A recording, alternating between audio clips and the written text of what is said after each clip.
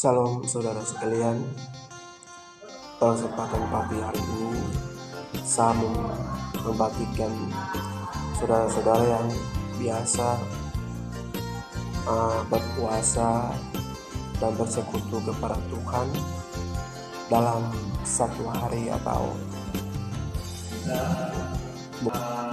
saya mau kasih tahu di sini bahwa di sini firman Tuhan berkata bahwa dalam Matius pasal 6 ayat 16 sampai 18 di sini berkata bahwa apabila engkau berpuasa, janganlah muram mukamu seperti orang munafik. Mereka mengubah air mukanya supaya orang melihat bahwa mereka sedang berpuasa. Sesungguhnya aku berkata kepadamu, mereka sudah mendapat upah. Namun apabila engkau berpuasa, menyapilah kepalamu dan cucilah mukamu, supaya jangan dilihat oleh orang bahwa engkau sedang berpuasa, melainkan hanya oleh Bapamu yang ada di tempat tersembunyi. Bapamu yang melihat yang tersembunyi akan membalas kepadanya. Firman Tuhan di sini satu hal yang dilarang oleh Tuhan adalah janganlah muram mukamu seperti orang munafik. Apa tuh orang munafik? Dan mereka mukanya muram. Itu dalam berpuasa atau dalam penyembahan atau dalam bersekutu dengan kepada Tuhan, jangan kita punya muka itu, muka kita itu muram atau muka kita itu sedih atau memberi orang itu pada orang itu lewat kata-kata atau lewat penampilan kita itu bahwa kita ini dalam berpuasa. Tetapi di sini bilang jangan seperti itu, jangan seperti itu. Karena apa? Karena ayat yang ke bawah atau bagian B katakan bahwa aku berkata kepadamu, mereka sudah mendapat upah. Ini. Jadi ini firman Tuhan katakan bahwa karena orang melakukan seperti itu dalam berpuasa, mereka kan sudah mendapat upah. Upah itu apa? Upah sementara, upah duniawi. Upah duniawi oleh orang. Orang lain melihat dia itu sedang berpuasa.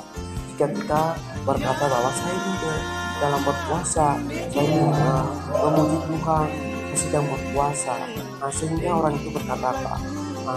Berarti engkau itu bahaya dan engkau masuk surga dan engkau dalam berpuasa dan memuji engkau, sehingga mendapatlah upahnya sementara.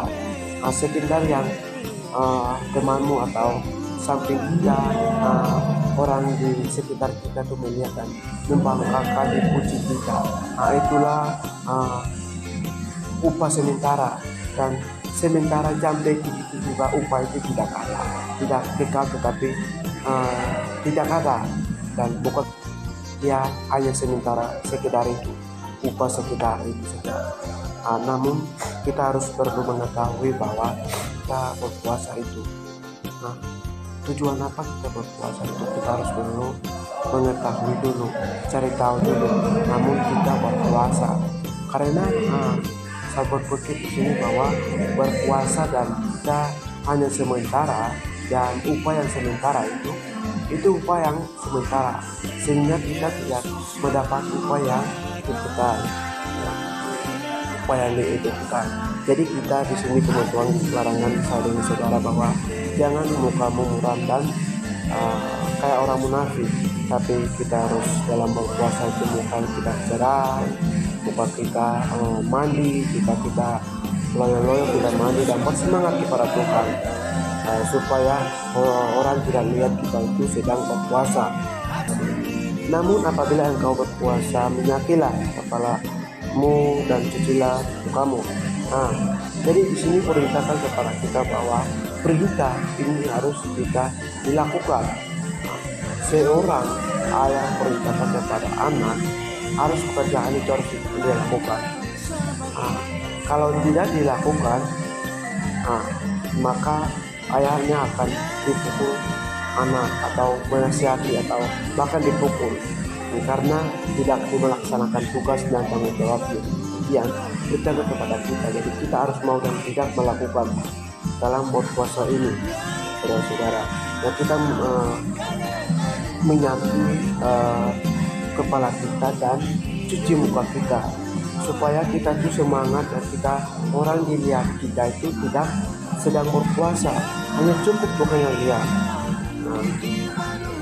Dan ayat yang ke-18 bahwa supaya jangan dilihat oleh orang bahwa engkau sedang berpuasa. Jadi supaya jangan dilihat oleh orang engkau berpuasa. Jadi kita jangan dilihat oleh orang kita berpuasa. Jadi jangan dilihat oleh orang kita itu berpuasa. Jadi kita harus semangat dan kita harus cuci muka kita dan menyaki kepala kita. Dan bagian B bahwa melainkan hanya oleh Bapamu yang ada di tempat tersembunyi, Bapamu yang melihat yang tersembunyi, Dia akan membalas kepadanya. Jadi di sini bagian terakhir bahwa hanya cukup Bapamu yang di surga tersembunyi yang melihat, dan apa yang tersembunyi Dia akan membalas kepada kita.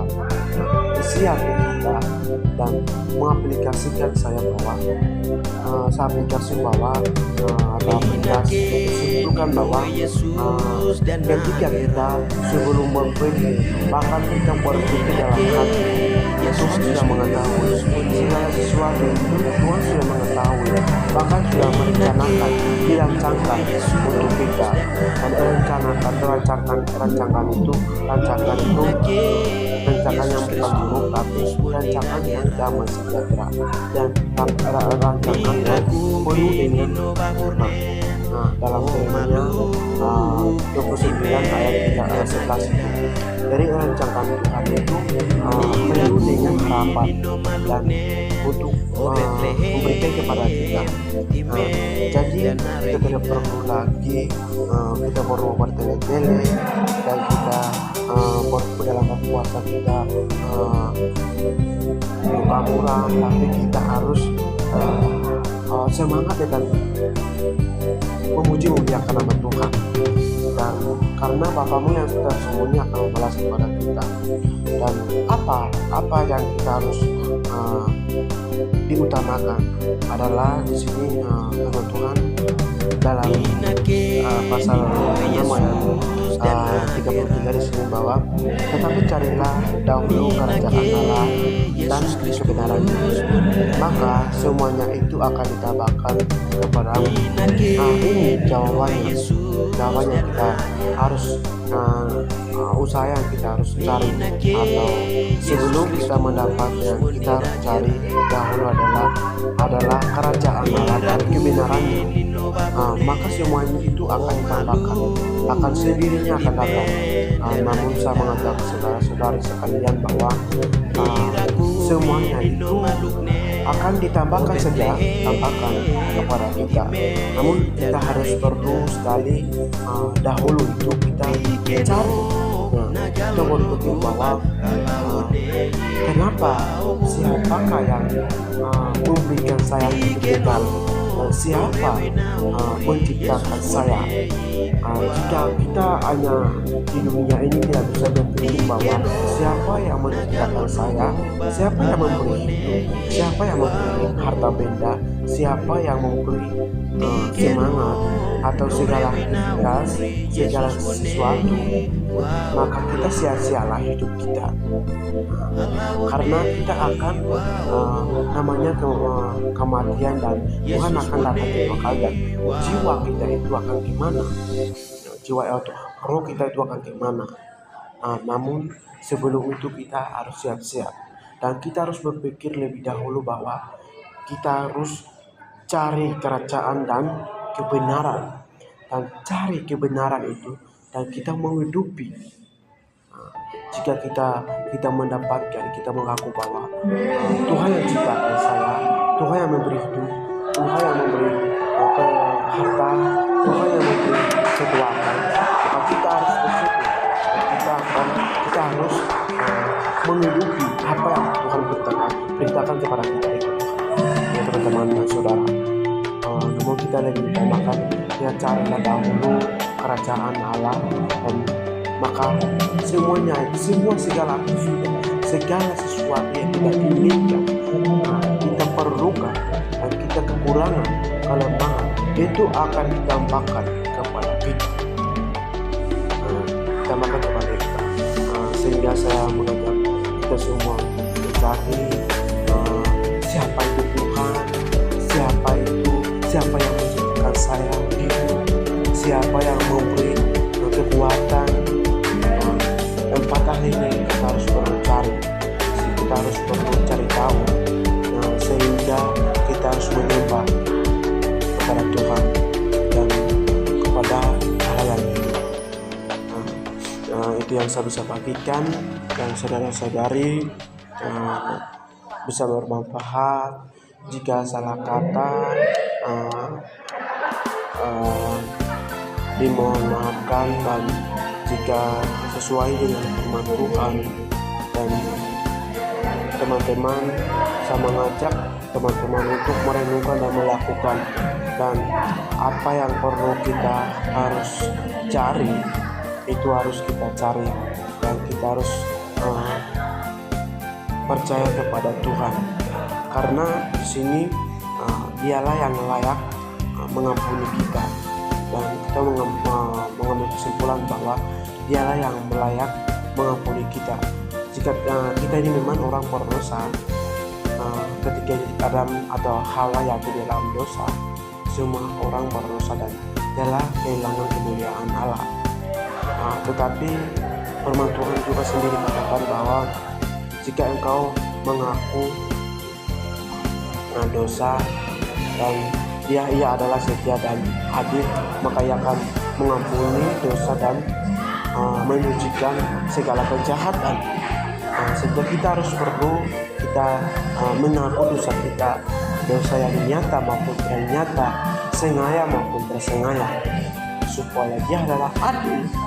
Adil artinya bahwa dia itu layak dibenarkan, salah atau benar-benar.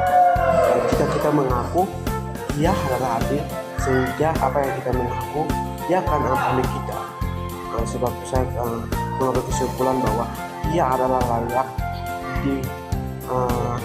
mengampuni kita, dan dia adalah punya segala sumber berkat, dan dia layak atau dia akan memberikan kepada kita. Sebab itu kita utamakan adalah Tuhan dalam hidup kita. Terima kasih, dan Tuhan Yesus memberkati saudara dalam beraktivitas dimanapun engkau berada. Tetap menggunakan Tuhan, tetap berdoa dan bekerja. Tuhan Yesus memberkati.